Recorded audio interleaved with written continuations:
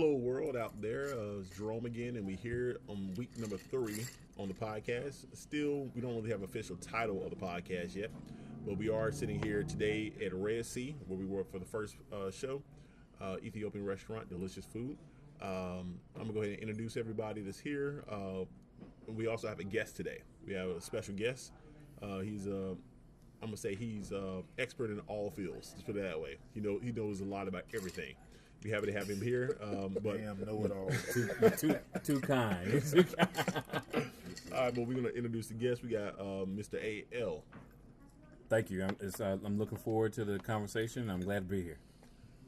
Next up, we got the as we call so many times Morton's. We got Chief Executive Officer. We got Mr. Morton's over here. We got Jay. What's up? Next up, we got Coach K. What's up? What's going on? And again, my name is Rome or Romeo, whatever you want to call me. But I'm here.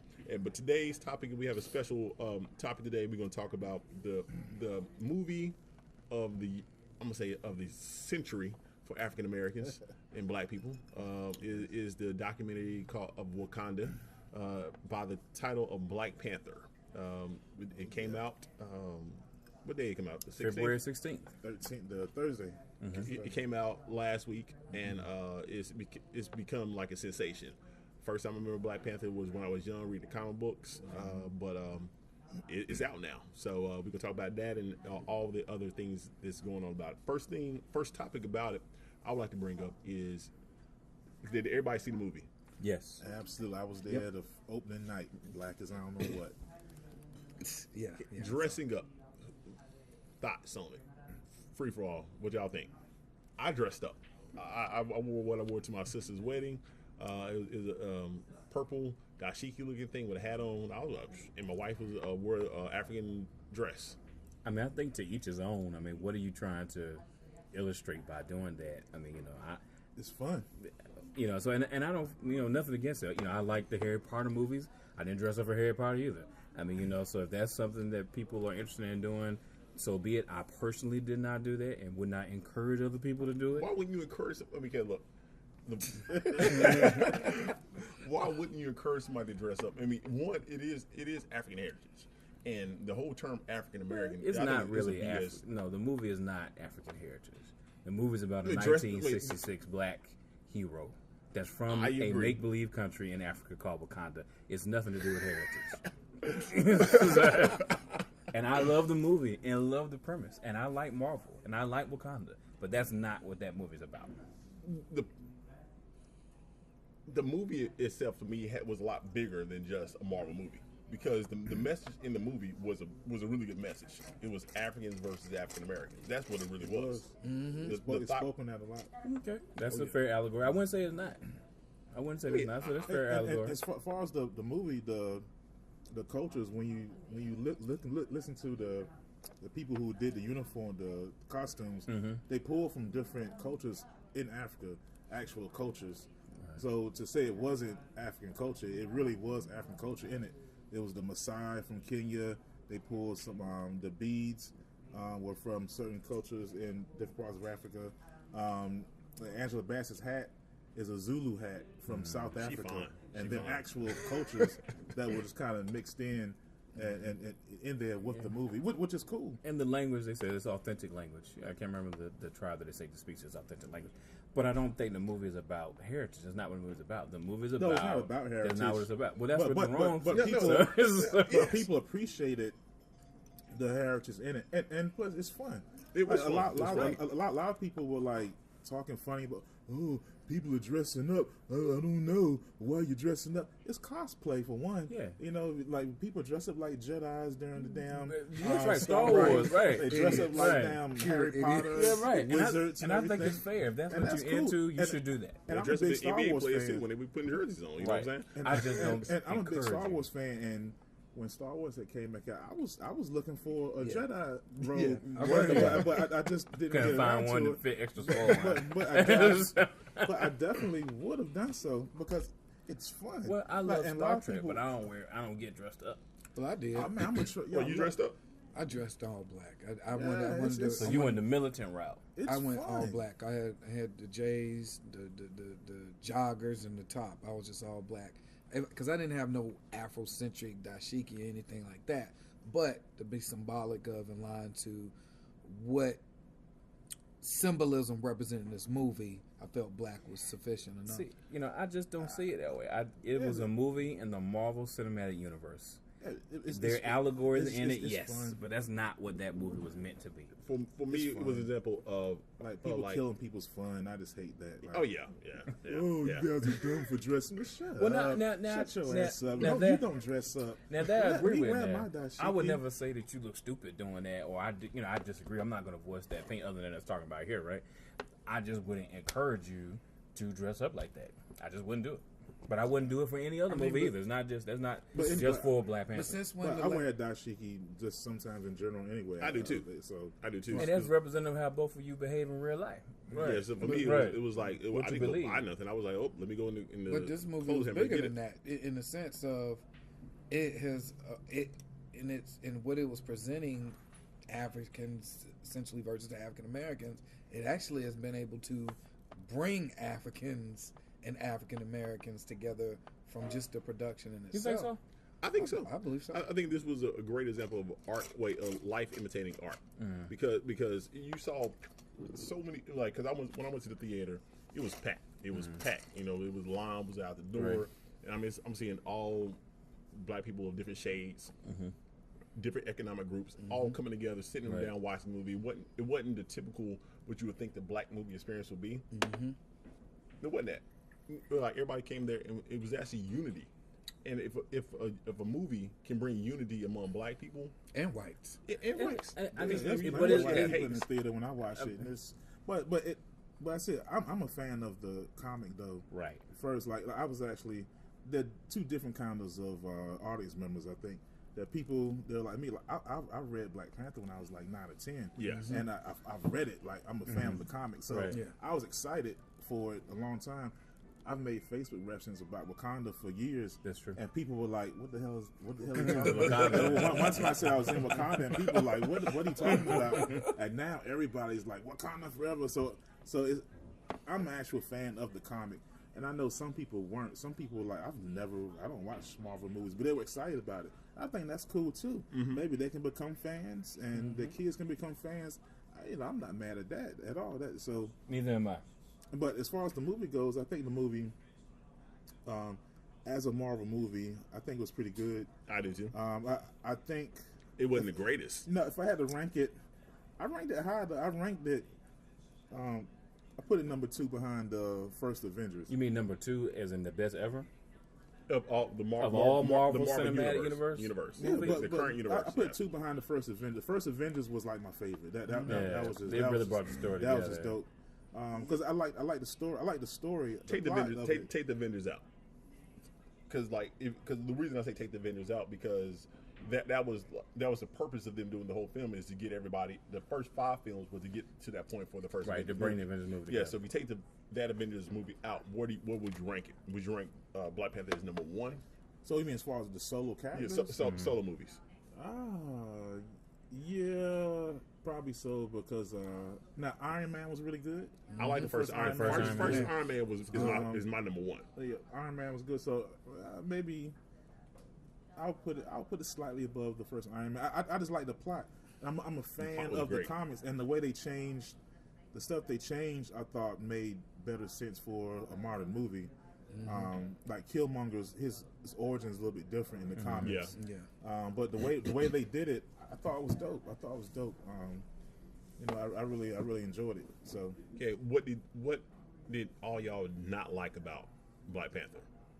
Because it's easy to say what we liked about it. We go on for hours, but what didn't you like about it? I mean, honestly, I don't think the plot line was that fantastic.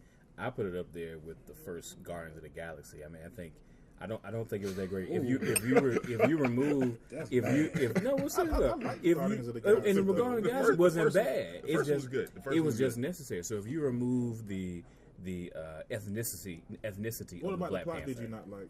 I just didn't think it really didn't go anywhere. I mean, it was really that plot that was a real solo movie. Yes, it was. It was not. You didn't really see any real marriage other than the Ross character until you got to the end. And I guess we won't do any spoilers. You didn't see any real, I guess, continuity between that and anything else. That movie could stand on its own, like the first Incredible Hulk did. It's a true solo movie. It's a true solo movie. Yeah. And so, if you're going as a Marvel fan from the cinematic universe, the movie doesn't add anything. You could skip that movie now. Honestly, you could skip that movie and not miss a beat from where you could. last. I agree. But if you're a Black Panther fan, then it was. I think it was pretty good. Like I didn't care about that because he's already connected from Civil War, right? Mm-hmm. So this kind of is a backstory. Like, who was that guy that was so cool in Civil War? So that was the point. Had a huge part of for people who didn't know. I guess you're right. Yeah. So now, I think the value of this movie though will increase in Infinity Wars because depending on what his importance is in Infinity Wars, will determine how really important Black Panther was. It may cause you to rewatch it again. If they stay with the comics, it's going to be even bigger because he plays a big part in everything as far as the Avengers. I mean, which is why I didn't understand he's the richest, smartest Avenger. About people who are complaining about because on social media some I call them my redneck folks were really they were like mad about it, like, oh, this is PC BS, like, but nah, he's a big time character. If you read the comics, like he's worn the Infinity Gauntlet. He wore it. Like he's the man. He finances the Avengers. I mean, he owns a mountain of vibranium, right? Which is everything. What everybody wants, right? And he is in charge of it. Here's the only critique I would give. I don't think they really developed who Jordan. Killmonger. Yeah, Killmonger. I don't really think they developed his struggle. Yeah. It just jumps from what happened to his father. Right. Straight. We should have seen something in between. Right. Yeah, I did say that. I said they could have went a little bit further into the Killmonger character is a really big deal in the comics. M'Baku is a bigger character in the comics. Oh, he killed him in the movie. Now I like him in the movie, but as a character, knowing the comics. Right. I know the comics, but he's a way bigger deal, and there's room to come back to that. I think. I hope they do. But I will say this though, that some of the allegories of the hidden messages, if you will, or backstories, I guess, in the movie. I'm trying to say. So when you look at the brother, I can't remember his name, but he was T'Challa's best friend. To Get Out dude. Yes, and his subsequent, what he did in the movie. Essentially, again, not trying to provide any spoilers. No, we could provide spoilers because. Okay. Don't listen if you haven't watched the movie. Right. So his betrayal of T'Challa, to get what he ultimately wanted. I think that is a reflection to your point earlier about life, art imitating life, because people do that, right? You're best friends with somebody, and the moment where your goal can be achieved. Some people will, put a knife in a person's back or turn. But how he came back to it, I think, is interesting to talk about the importance of the Black woman, if you will, in our relationships. Yeah, I'm gonna get to that one. Yeah, she was able, in all his vigor and anger about what was happening, to bring him back, to recenter him, which is something we kind of talked about a little bit before the broadcast. Here is the effect of being with a strong Black woman, and the fact that they can cause you to reflect upon those things you might not otherwise reflect upon. So I'll say that. So I do. A good woman will do that. Yeah. Yes. So although I don't think that the movie was designed intentionally by the Marvel Cinematic Universe to be about Black culture, I think that there's some byproduct in the fact that T'Challa is Black, and the cast had to be Black. It had to be Black. Have some Black culture in it. And only I was looking at the stats. What $378 million it did in this opening weekend, and only 37% of those who went to go see it, to make up those sales, were Black. Yeah. The majority of the people were non-Black. They went to go see the movie because it was a good movie. It was a good movie, right? Yeah. So I will agree with you guys in that regard. I think that it is well played about our relationship as Black men to Black women, what can be, and then our relationship amongst each other. Black men, and also it is the for betrayal. Me, brother. Also the betrayal too, because you look at it, how Killmonger betrayed. Betrayed T'Challa, if you will. To get. Did he really? He did. Well, he betrayed his. Not say betrayed his country. Let's not say it that way. I guess you're right. How he used Claw. Claw to achieve his goal. That's my issue with it. So again, it goes back to playing chess, not checkers, in real life. But here, I was disappointed more disappointed in the I guess how I want to put it with I guess with the who's the white guy? What was the guy? The agent? No, the the bad agent, guy? the bad guy. Claw. Yeah. All right, so I think he got. To me, he got killed off way too.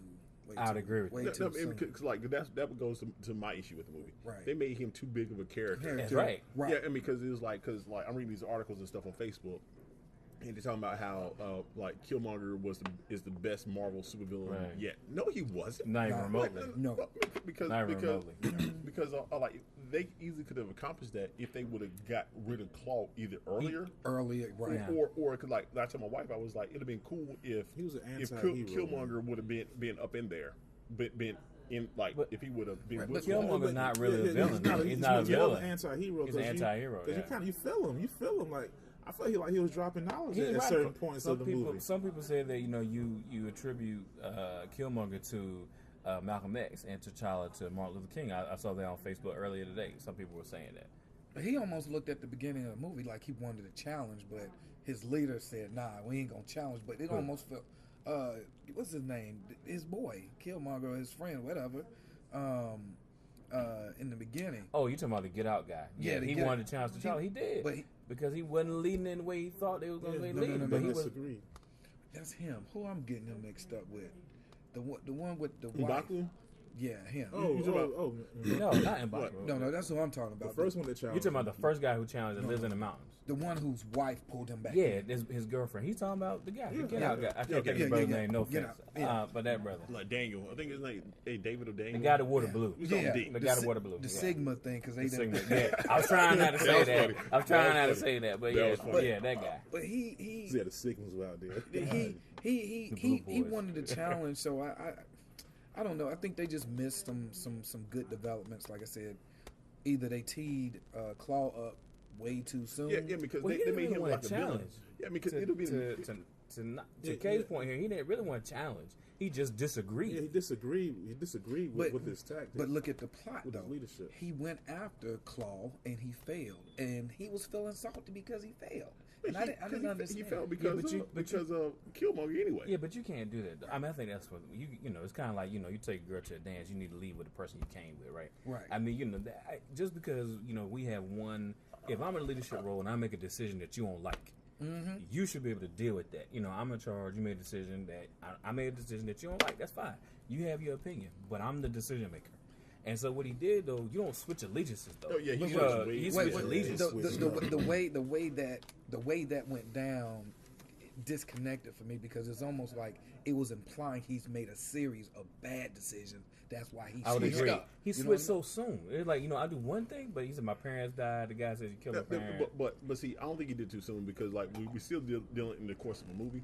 But like because the Sigma dude said he said, look, your father didn't do anything. Yeah, I mean, this is an ongoing beef. You didn't do it. That's another thing that they missed in the movie. Dropped him at my doorstep. They should have shown Claw invading to Wakanda to begin with. Yeah, they should have shown that part, because that would have provided some background. Because if you don't know who Claw is, if all you saw was the first movie, you really don't know who he is. I mean, or if it's been a while since you read the comics, you really don't know who he is. And he plays a much bigger. I mean, he's a huge villain. He's one of the main villains in the comics. I mean, that he is Black Panther's. I mean, what's the word? Nemesis.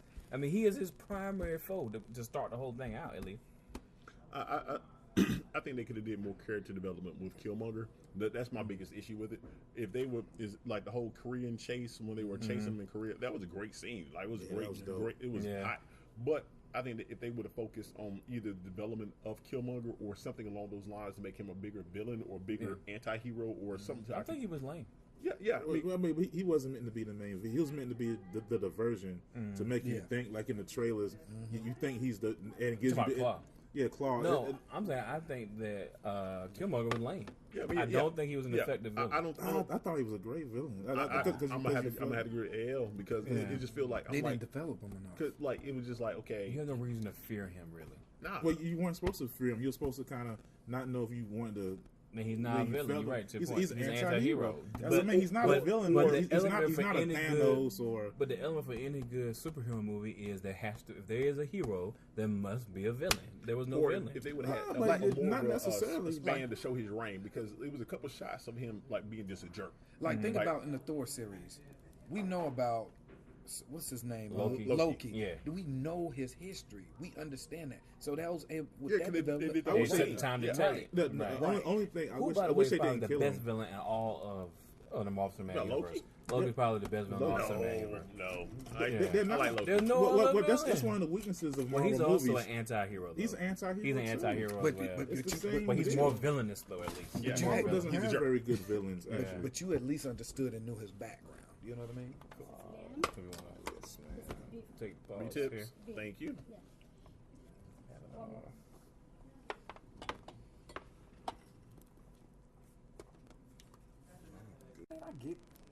All right. After a brief break, we are back. Tyrone and myself, we are devouring some delicious delicacies. But the conversation will continue.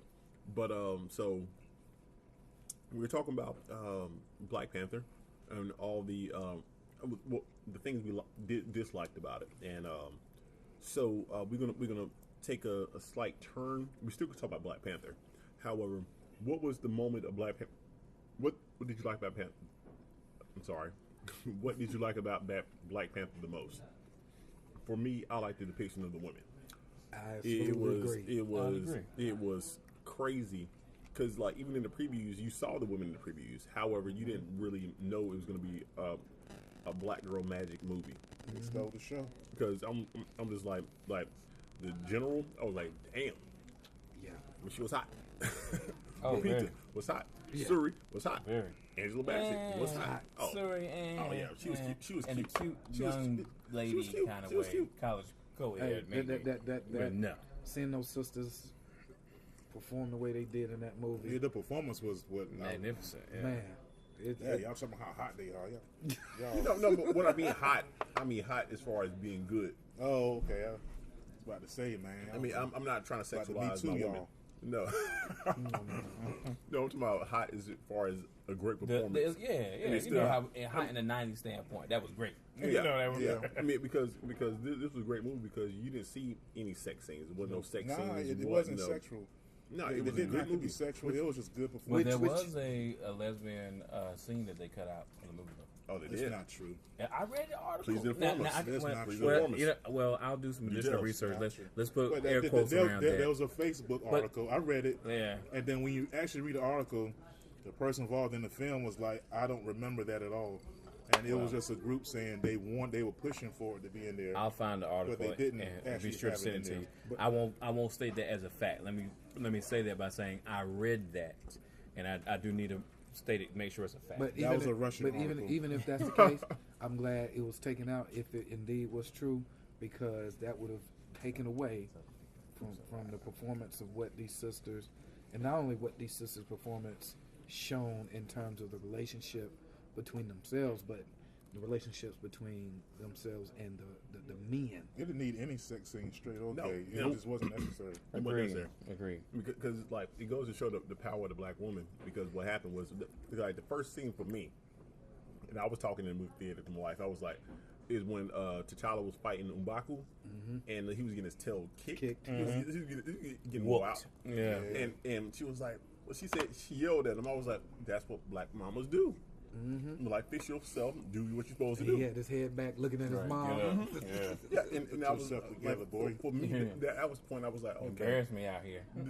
Like, that's what they do. I mean, for me, all through my life, that's what the black women do for me. It's not necessarily do something for me, but remind me of where I come from in order so I can do something. So that's what I liked about the movie. Because I was in the movie, I was like, you know what? That's what my mama did for me. You know what I'm saying? It was just something magical coming from all those black women at every different angle you could see. It was just something magical. You don't get to see it a lot. No. Not like that. You know, it's always either your adversaries with the black woman in the movie. You know, they were together. It was support. You know, we're used to the color purple or Tyler Perry. with Mr. slapping on the black woman and she wants to get free, but this was a lot different. United. Or like the bluest eye, you know what I'm saying? where the black woman tries to be. Which is why I think people were excited. It was different. We knew we were seeing something different, positive, and it was a surprise for me. Nobody was like I said. I didn't look at any. I kind of say I didn't look at any previews for the movie. No cultural stereotypes. Nobody was a drug dealer. Nope. It was just positive. It was a leader. He was a king, you know. And we haven't seen that a lot. Not So since we appreciate coming it. to America. So we put a dashiki on and rock That was out. that was a comedy though. You know, we did Coming to America. But people was excited about that too. And everybody's saying that Zamunda it borders Wakanda. Yeah, I put on my Facebook, which one would you rather live in, Zamunda or Wakanda? I think I'd rather live in Zamunda. Yeah, Wakanda got some political issues. I ain't seen no issues in Zamunda. Yeah, they got they got a chilling friendly out there. ruler here. Right. You know? I mean, I don't know. We don't know the whole story on Yeah. Zamunda. They might got some, Yeah. they might got some bullshit going on That was too. yeah. That's funny. So yeah. So any other topics on Black Panther? Nope. It was a great movie. It was a good movie. Not the best or the second best in the Marvel Cinematic Universe, in my opinion. But hey, it was a good movie. It was good to see. I'm glad I spent the money to go see it. Yeah, I'll well say worth the this. money. If nothing else, that movie reminded me. It reminded me of my Black pride, and it definitely reminded me of why I probably want to stay with the sisters. See, I ain't getting none of that from it. Please, I just- Jay, and please, yeah. please. Oh yeah. Say that again. So Black Panther encouraged you to stay with the sisters. I said it reminded me of, I guess if I want to put it this way, just the connection between the sisters and the brothers. I mean, it wasn't like I was thinking about doing That's a fair it. assessment. Yeah, But yeah. it just reminded me of why. I'm gonna hate on Jay no matter what he says. So. Yeah, it's whatever. I mean, all right. Yeah, let's get to some of those hot button issues. Yeah. You guys are agreeing too much. But we So, got Well, that's a Okay. good point. I agree with you, Jay. I agree. So, what if Ross, who was in the movie, the CIA agent, went to T'Challa's like, "Hey, shut up and dribble." oh, What would you say? Like, what would that connection? What would that do for you if he told the king of Wakanda to Right. just shut up and do what you're supposed to do? Right. Like, Well, he kinda did. stay in your lane. He kind of did. Keep this spear in his Early ass. on, he kind of did because he thought that they were, for lack of a better term, I'm going to say agrarian, but I mean that they were a backwater kind of country, and that's Yeah. what he felt like. What can this country? What can you do for us? Right. What can you teach us possibly? Yeah. Yeah. I That's mean, what it is. because like King T'Challa. T'Chaka, the father. Yeah, T'Chaka. yeah. I mean, because like he spoke at the UN, and then like at the end where he was speaking at the UN also, and it was just like what can you do for us? Then King LeBron said, what did LeBron say? I'm more than just an athlete. yeah.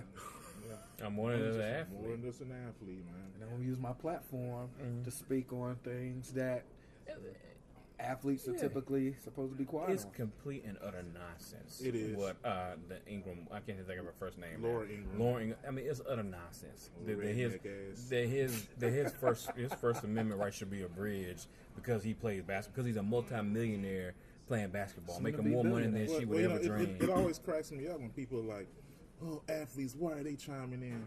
Well, one, somebody asked them. True. Right. Two, they're Americans, just like you are. Right. Like people on Facebook, I have some of my Facebook friends. Why these celebrities? They saying your ass say stuff all the time Right. on Facebook. Like so, just Hold on, because ass, you're you not can say whatever at you you're not want, at a right? press conference, they ask him a question. It just goes all over the place. But they have a right to say And he got it right. They like they expressed should stuff. just be quiet because they're athletes. And the dovetail off there, if you don't mind me saying, so I watched 60 Minutes last night, and I'm sure you guys know Oprah Winfrey is a contributing anchor, if you will, on 60 Minutes. I did not know that. Oh yeah, she made 45. and man. so last night evidently there was a piece before this. So I have to YouTube it and watch it, where they talked about they brought libertarians, Republicans, and Democrats together to discuss the election in 2016, or right thereafter. So they brought them back again, a year later, and see they formed a group. They were like kind of we are here, different political beliefs and ideologies. And they formed a group, and so they discussed it last night. A year after, how things a year after. And so President Trump this morning, as he normally does, 4 day in the morning, went on a tirade with Oprah, talking about how weak she is, and she hopes that she does run, insecure. So he can it's insecure, so he can expose her. Now she's doing I will grant her this: she maintained the unbiased nature of a good reporter, yes. And she simply brought the information forward and elicited those folks and having a discussion. There's nothing wrong with that.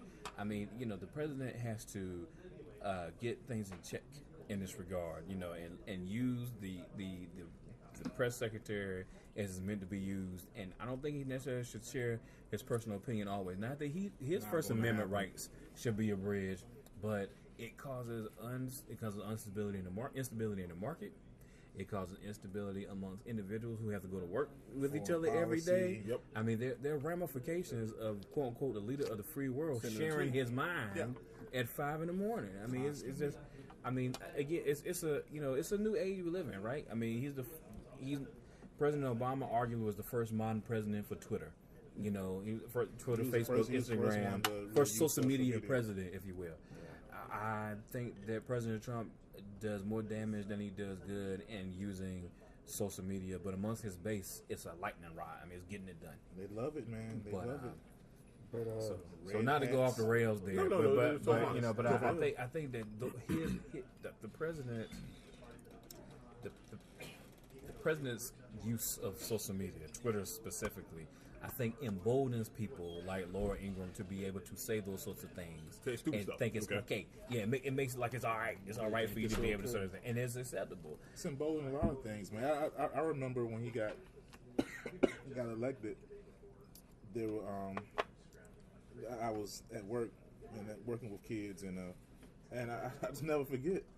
There were several fights. I remember one kid went up to a Hispanic kid, and was like, "Yeah, you about to get deported," and was just like running up on kid, and kids were fighting, and kid punched him in his face, and it was just they got to it, and it was fighting. It was like, but they felt like, oh yeah, this is people saying in the airport. Trump's in office now. I mean, people were saying that. I mean, I was flying around that time, and you could hear people saying stuff like that. Yeah. Trump's in office now. Trump's in office now.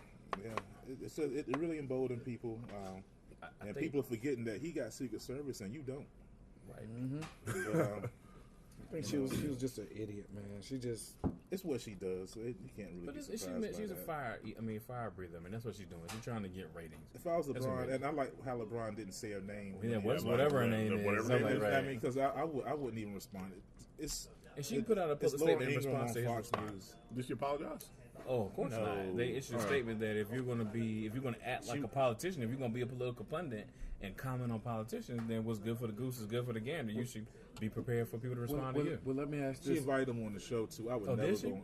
Well, let me add this. To give her ratings? No. Yeah, I would never go on her show. But Chris Long, the defensive man for the Philadelphia Eagles, if you look him up, he went in.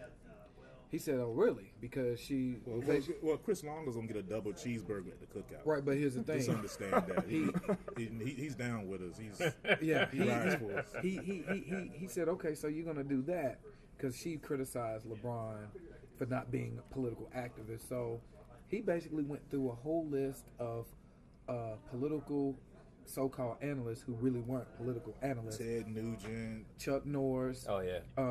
It was a couple other guys that she had on there, and he said, "Well, if LeBron isn't a political activist, then who are these people that you are getting?" You asking Chuck Norris about climate change? Yeah. Come on, man. Really? For real. I mean, it's crazy. They've had Mark Furman as an analyst before. Oh my God. You know, Mark Furman was on tape calling black people niggas. Right. And he's an analyst for Fox News, a legal analyst. Like how are you depending on a guy who was on tape calling us niggers? The one that was salty that they couldn't get OJ. Mm-hmm. Like I don't get that. I don't get. They've had some wild guests. They had Pastor Manning as a guest one time. If you don't know who Pastor Manning is, YouTube him. He's a lunatic. He's this black pastor. You have a YouTube. What, is that the one in Chicago? No, he's in Harlem. Oh, okay. But so he's like the Sheriff Clark dude, huh? Sheriff Clark's a whole different animal, but he's just super silly. But right now he hates Trump too. But he always hates the president. He hated Obama. Mm-hmm. And you got to look it up. I won't get to take some time with it, but just YouTube Pastor Manning. It's some insane stuff. Do that. But he was a Fox News guest, which is crazy. Sheriff Clark is just. I think he wakes up and slaps himself in the face every morning because he's still black. It won't come off. I hate you and hate my gums because they black. I think that he's real life. And I have nothing against black conservatives, but that dude is a little bit. So you say you have nothing against Jedediah? Oh, see, nah, I love him. I'm independent, man. I'm independent. Well, he didn't say your party. He just said whether you're conservative. I see conservative. I'm moderate conservative. No, you're not. You're conservative. Yes, I am. What moderate views do you have? On education. I believe in spending on education. I believe certain elements of welfare, but I don't believe people should be allowed to stay on it. I believe in providing certain elements of health care for. So does Ted Cruz. No. Don't Yeah. compare me to a guy that got his nuts grabbed and didn't do nothing about it. I'm not going. Oh, you ain't hear about that? No. Who grabbed Ted Cruz's nuts? I don't think this is the forum to have that discussion. Oh, no. What? I'm just a guess here, no. Oh no, he when all those sexual assault allegations. You talking about Terry Crews? You talking about Terry? Yeah. I said Ted Cruz. He said Ted Cruz, the United States Senator. No. Oh, I thought you said Terry Cruz. I said From Texas. Oh, or from Canada, depending on who you believe. No, but I'm in the middle on some things. So education, I'm definitely more liberal on that, and some pro-life stuff. And education, but in terms everything. of Yes. Wait a minute, you said you're pro-life. Pro-life. You're pro-life. Yeah. So that's just some things. But even in that, I'm a little bit liberal when it comes to women's health. You can't be. You can't. When it comes to health, if it means you pro-life or you not. I'm pro-life, but if it comes to our health, meaning if the birth can kill her, then you're pro-choice. Then it's not pro-life. Look. Come on, pro-life is a zero-sum game. No. You have to do your research. When it comes to endangering the life of the woman, if the birth is going to kill her, that's pro-choice. No, that's not pro-choice. Some conservatives do believe in right. If the woman's in danger, but other than that, but that's not pro-life. I'm not pro-choice. Right. Pro-choice meaning to me is you getting down, and you just want to have the option to do that. That's pro-choice to me. If it engages your option, say what? Why not have an option? Pro-choice. Yeah. Pro-choice. For me, I'm not a woman. I would never be a woman. God made me a man, so therefore the choice would never be mine. And since the choice would never be mine, I would never make a decision for somebody else. It would never be yours if you didn't lay a seed in it. So, what's the difference? Well, here's what I'm just saying. Let me just provide some perspective. This is my position on the matter. Is that although I don't agree personally with aborting a pregnancy, here's the caveat. Under any circumstance, I don't agree with it. I believe that it is a woman's inalienable constitutional right to privacy over their body for them to choose what they do or do not do. I don't have to agree with it. A lot of things people do I don't agree with. But it's their right to do it. It is their right to do so. For that matter, I am pro-choice because you should have the right to choose and bear the consequences of your action. But we are all males, so technically we will never have to make that decision. No, it's not really up to us. But hold on. And I think we're talking about, look, there wouldn't be a choice if a man didn't procreate with a woman. It takes two to tango.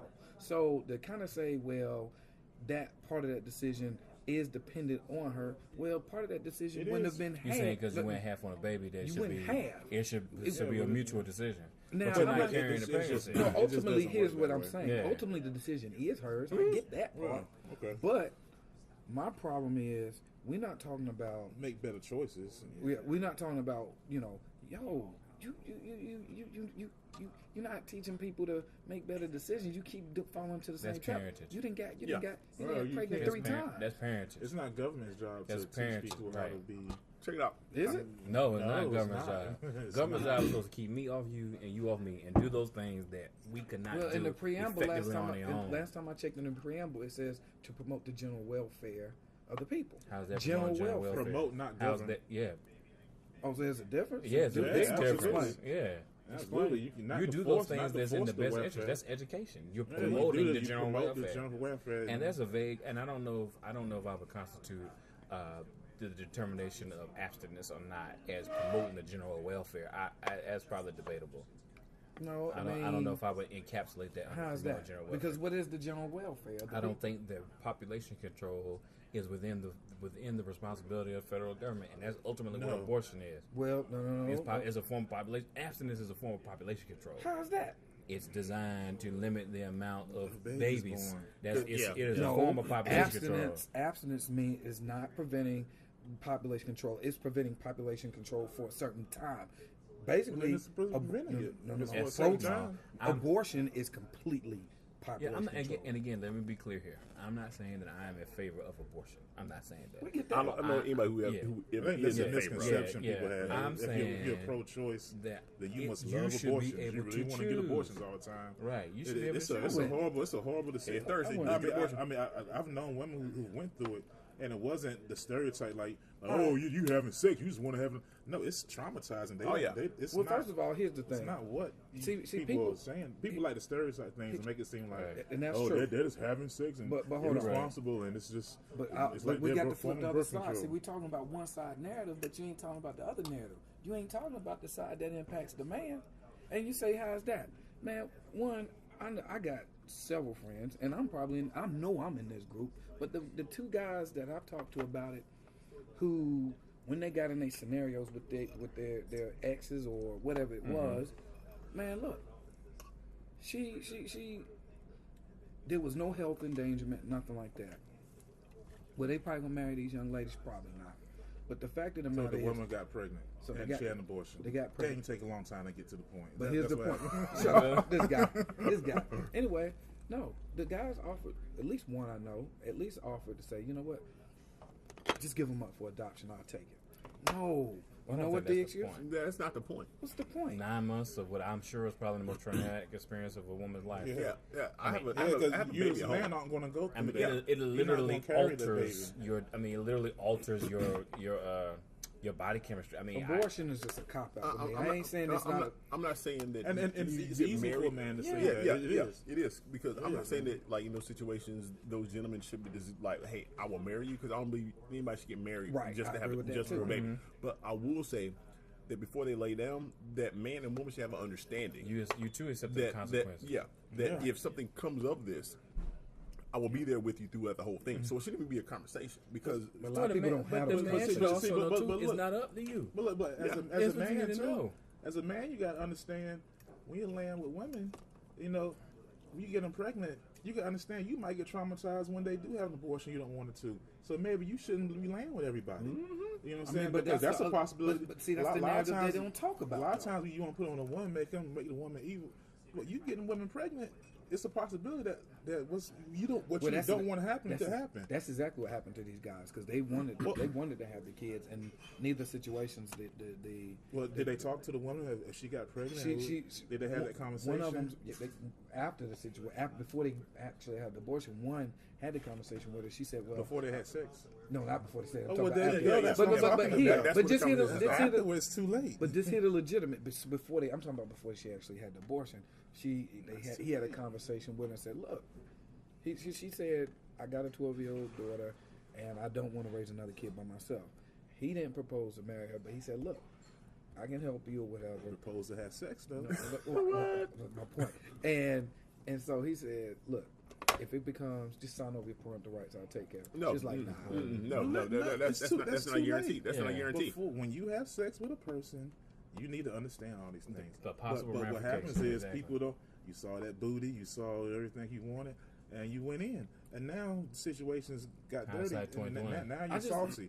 You gotta have some responsibility, man. I just don't understand how is it that when a man implants his seed, that part of you becomes full property of the woman. I just don't get it. Because you don't carry the baby. You don't sit in the hospital. Your part is done. That's crazy though. Your part from the genetic standpoint is done. But your genetics is in her body though. You don't have no say. But your part is done. Yeah, you have to understand that when when you're having unprotected sex with people, I know. You have to understand that. You got to understand that. Yeah. Now, and a lot of men, you get mad at the wrong time. Be concerned at the wrong point. Yeah, be concerned before you lay down. If you don't want to play by those rules, don't do it. Don't play the game. Well, why would I put y'all telling me this when I say about the women, y'all dismiss those notions. Y'all dismiss what notion? Dismiss what notion? When I was talking, we can say this for a different conversation because we're gonna move on to the next topic, gun control. Now, because everybody know about the tragedy that happened in Florida, Parkland, Florida, about the 17 lives that were taken by a coward. So gun control. What's your thoughts on? Me personally, I don't like guns. I don't. I'm an owner. I'm registered. And I don't think that the AR-15 is not meant as a defense weapon. I don't think so. Unless you're a well-regulated militia, like the Second Amendment to the Constitution says, and you're fighting somebody, ISIS for some reason begins to take over the United States. I don't think it's necessary for you to own an AR-15. I mean, the AR and AR-15 means assault rifle. That's what it's designed for. Yeah, I mean, if you know about guns, it looks like a military gun. It's not. It's a semi-automatic weapon.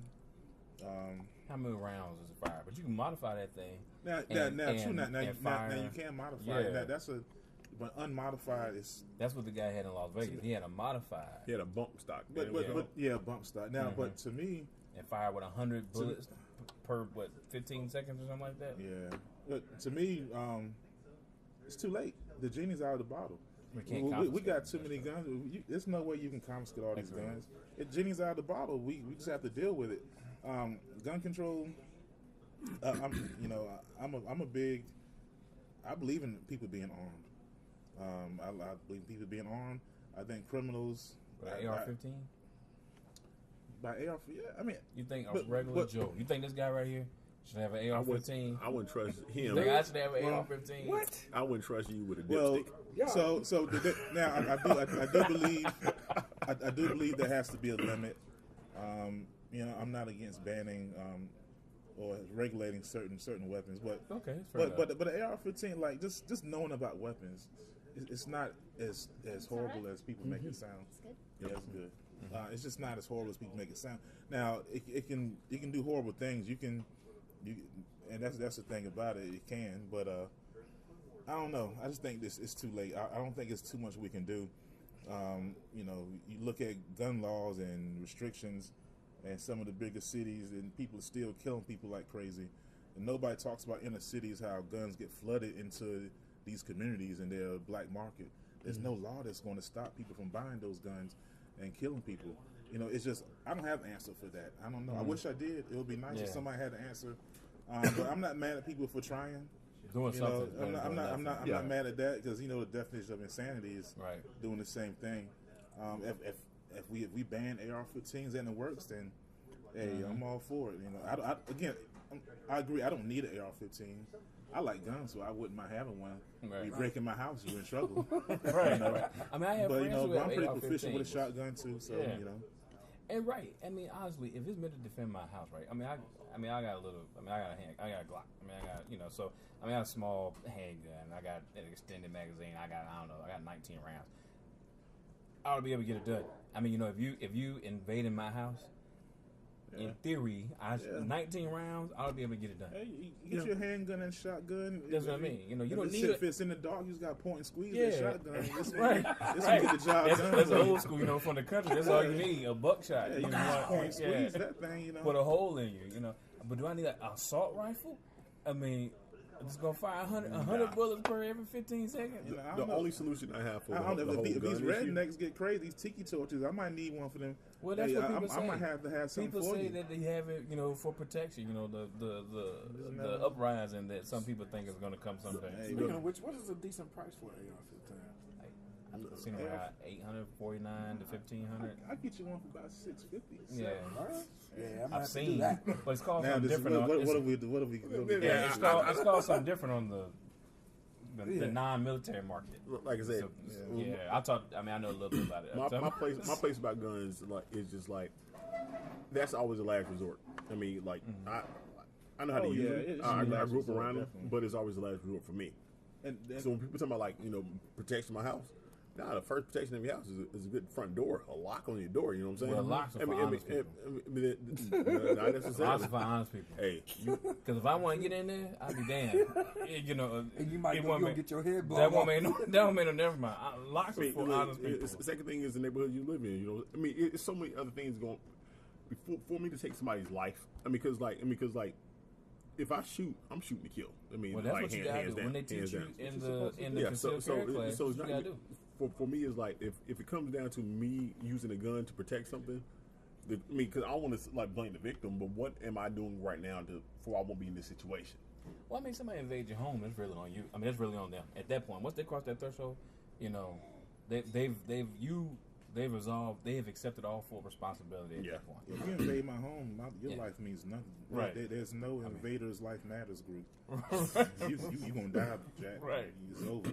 And you should be prepared to protect your family at all given time. I'm an avid supporter of guns rights. It's just, you know, I just don't think. I think, with in terms of the schools, man, we're just not doing enough. No, I think it's sad in the terms of schools. Yeah. I mean, it's because it's harder to get into my job than it is to get into y'all's job. Right.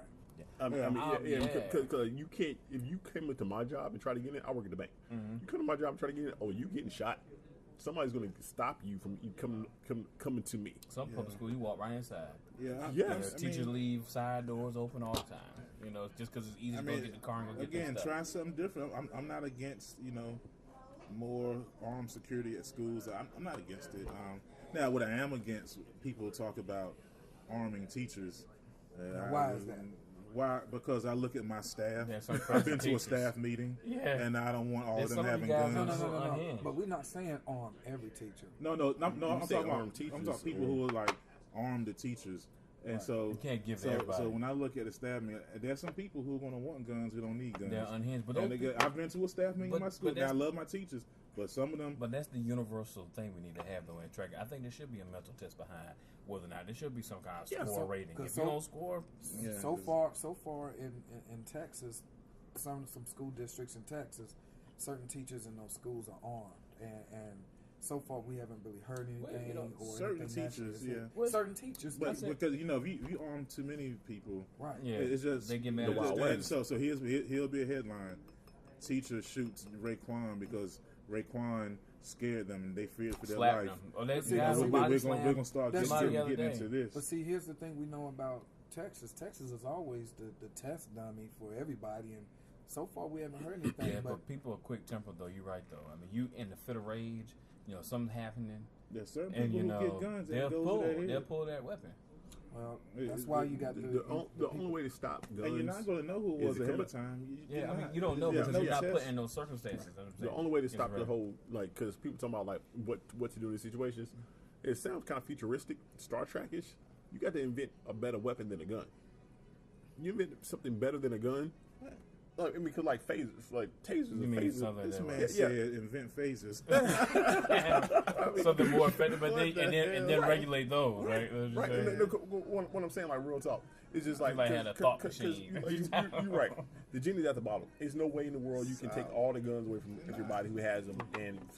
But if you invent something, somebody because the Center for Disease Control, they don't investigate gun violence because the government told them not to. Yeah. But if they did do that, and they came up and said, okay, here's a non-lethal way to stop somebody from doing something, then if everybody got it, you got a gun, zoom, I'm going to quickly pull the trigger. Will somebody get a hold of Elon Musk? Let's just make that happen. Hey.